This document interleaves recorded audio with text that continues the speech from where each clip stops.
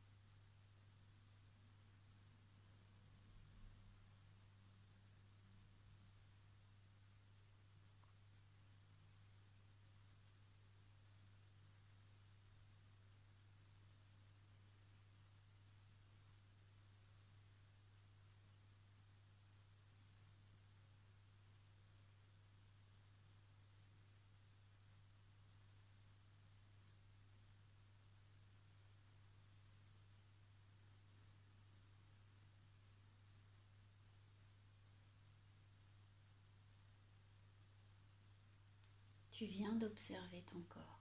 Peut-être qu'il y a eu une région en particulier qui a réclamé ton attention. Peut-être que dans cette région, tu as ressenti des tensions, un inconfort, voire de la douleur. Et si c'est le cas, je vais t'inviter à présent à aller respirer doucement dans cette région de ton corps et à lui envoyer des pensées d'amour et de guérison. C'est peut-être quelque chose d'inhabituel pour toi de faire ceci. Si c'est compliqué pour toi de te représenter une pensée d'amour, une pensée de guérison, tu vas imaginer que tu inspires l'amour et la guérison et que lorsque tu expires cet amour et cette guérison sur la région de ton corps qui en a besoin. J'inspire l'amour et la guérison, j'expire l'amour et la guérison. Et en expirant, tu vas imaginer que ce souffle que tu expires, tu l'envoies sur la région de ton corps qui en a besoin. C'est peut-être une région qui s'est manifestée pendant l'observation de ton corps que tu viens de faire. C'est peut-être aussi une région de ton corps dont tu sais qu'elle a besoin que tu lui envoies des pensées d'amour et de guérison, même si elle ne se manifeste pas en cet instant précis. C'est toi qui sais, c'est toi qui connais ton corps. Alors je vais te laisser, là encore, pendant 3 minutes pour envoyer des pensées d'amour et de guérison dans une région particulière de ton corps. Et s'il n'y a pas de région particulière, tu vas envoyer tout simplement ces pensées d'amour et de guérison à ton corps dans sa globalité pour qu'il en fasse le meilleur usage possible.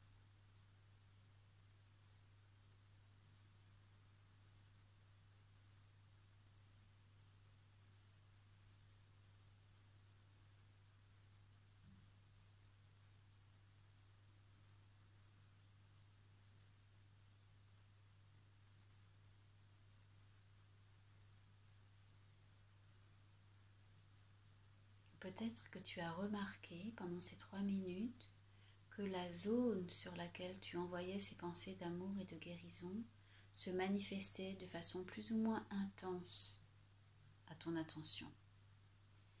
peut-être que cette zone, elle est devenue plus douloureuse alors que tu envoyais des pensées de guérison et d'amour. Ça peut être une manifestation de l'énergie qui circule. En fait, ce que tu fais là en ce moment, en pensant à cette zone de ton corps, c'est que tu lui envoies de l'énergie.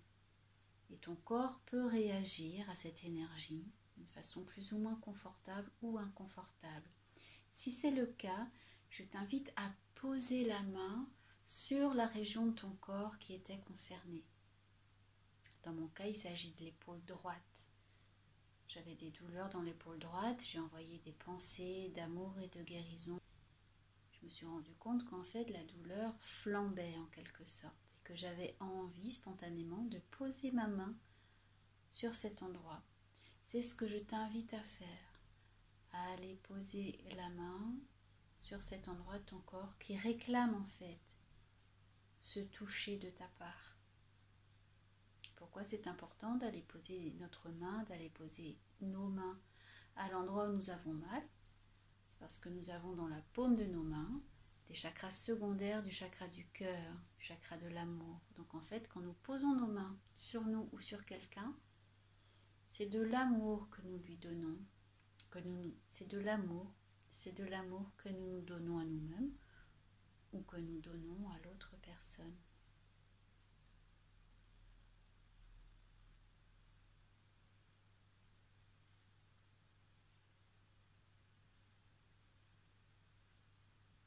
Et à présent, soit tu vas remettre tes mains à leur place, soit tu vas laisser ta main là où tu l'as posée sur toi. Tu viens d'observer ton corps physique, tu viens de lui envoyer des pensées d'amour et de guérison. Et de la même façon, je vais t'inviter à présent à observer ton corps émotionnel, à observer tes émotions. C'est peut-être un peu plus difficile. Dans ces 3 minutes qui vont s'écouler dans le silence, je vais t'inviter à essayer de comprendre quelles émotions te traversent. À chaque seconde de ta vie, tu es traversé par une ou plusieurs émotions et parfois tu ne sais pas ce que sont ces émotions, tu ne les reconnais pas. Pendant ces 3 minutes, je vais t'inviter à essayer de reconnaître les émotions qui te traversent. Parmi les émotions que tu peux ressentir, il peut y avoir de l'ennui, de l'impatience, de la curiosité, de la sérénité ou toute autre émotion qui peut te traverser. Et là, de la même façon que tu as observé ton corps dans la bienveillance et le non-jugement, eh bien observe toutes tes émotions dans la bienveillance. N'essaye de freiner aucune émotion, tu les observes simplement telles qu'elles se présentent à toi, quelle qu'elle soit, émotion agréable ou désagréable. Et rappelle-toi qu'il n'y a pas de bonne ou de mauvaise façon de méditer. Peut-être que cet exercice est difficile pour toi, peut-être que tu n'arriveras pas à identifier tes émotions. Peu importe, reste toujours dans l'indulgence et plus que ça dans la bienveillance envers toi-même lorsque tu médites.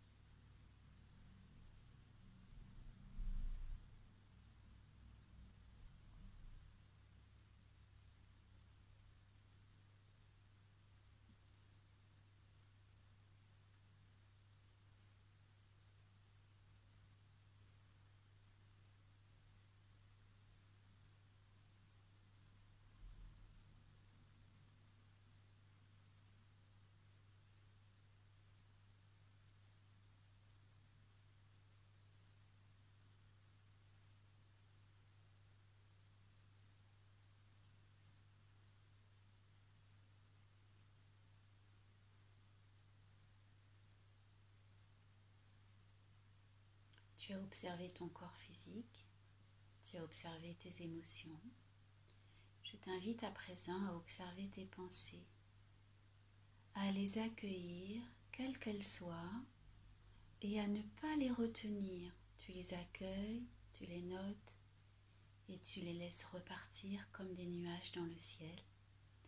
Tout à l'heure, je t'ai dit que tu pouvais te munir d'un papier et d'un crayon.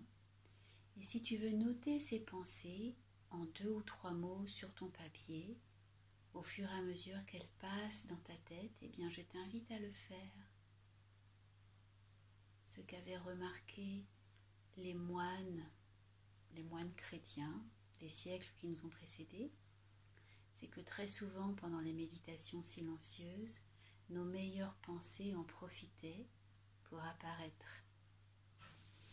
Et pour ces moines chrétiens des siècles passés, ces pensées qui leur apparaissaient pendant la méditation étaient l'œuvre du diable qui s'arrangeait pour les distraire de la méditation en leur envoyant des pensées géniales, des idées géniales qu'ils cherchaient depuis longtemps. C'est tout simplement parce que dans le calme de la méditation, les pensées géniales apparaissent, ou les choses que nous avons oubliées, ou toutes sortes de choses. Et c'est pour ça que je t'invite à noter les pensées que tu as. C'est aussi pour que tu te rendes compte de la masse de pensées qui filent dans ton esprit à chaque seconde. Je vais donc te laisser 3 minutes dans le silence pour accueillir toutes les pensées telles qu'elles se présentent à toi, sans jugement. Et si tu as envie, tu peux donc les noter sur un papier en quelques mots.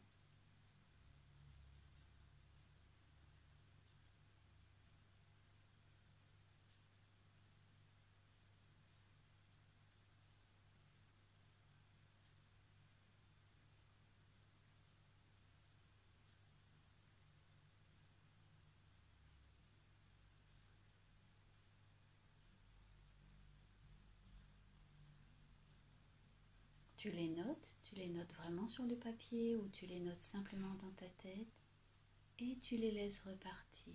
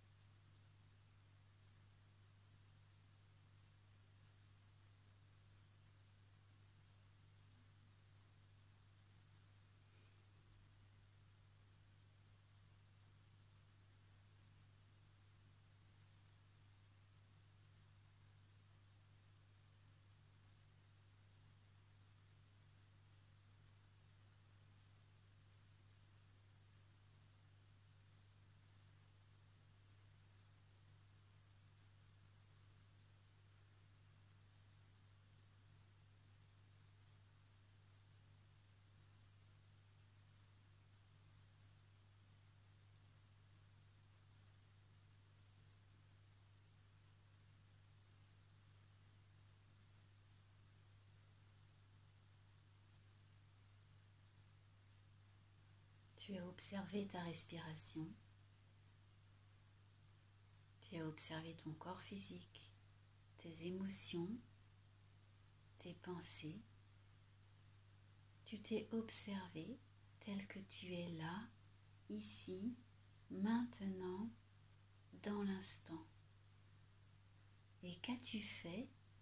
Eh bien, tu as maîtrisé l'instant présent. Pendant cette méditation, tu es vraiment dans l'instant présent. Et qu'est-ce que ça signifie? Et être dans l'instant présent, c'est vraiment la clé pour guérir sur tous les plans. Et de ce fait, pendant cette méditation, tu es ton propre thérapeute. Tu te guéris toi-même. Tu te prends en charge, tu prends ta santé, ton bien-être sur tous les plans en charge. Bien sûr, une seule méditation ne suffit pas à ressentir les effets sur la santé. Mais sache que de nombreuses études ont été menées et sont encore menées qui prouvent que la méditation est bonne sur tous les plans. Pas seulement sur le plan psychique, comme on pourrait le penser, mais également sur le plan physique. On sait qu'elle est bonne pour le système immunitaire, qu'elle est bonne pour le système cardiovasculaire, pour le système nerveux, qu'elle est bonne aussi contre le vieillissement.